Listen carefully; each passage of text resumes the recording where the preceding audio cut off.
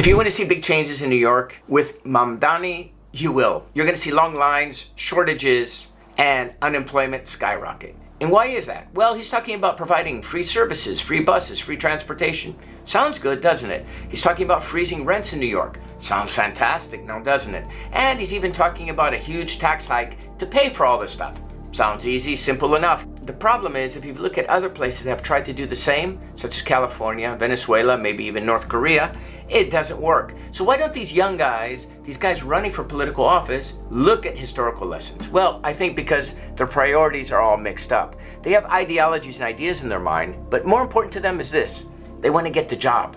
See, they don't care so much about their voters or the constituents. They care about getting the job for themselves. I've worked with many young politicians of high level, people that have gotten into office at age 18, similar to becoming a senator. Imagine that at age 18. Now, what do you know at age 18? Nothing. And Mamdani at age 34, being mayor of the largest city in the United States, or the second largest city in the United States, he's not qualified at this point. He doesn't have an experience. He has no track record. But let's dive into why do I say that?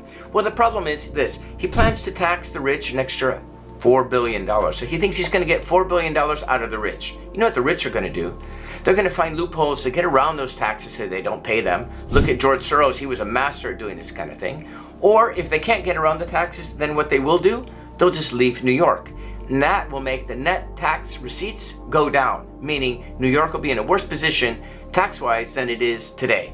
The second thing is he says, well, I'm going to raise another $5 billion by taxing, increasing the taxes of corporations. Again, what will happen? The corporations will leave New York, at least the corporations that can, which will be many. And guess what will happen to the employment market? Well, the jobs will leave and they'll go to other states that have more favorable business environments that provide tax breaks and incentives for companies to prosper and to grow. So, two things will happen in New York. The rich will leave, tax receipts will decrease, and jobs will disappear. That will be the end result of Mamdani's policies. There is no policy.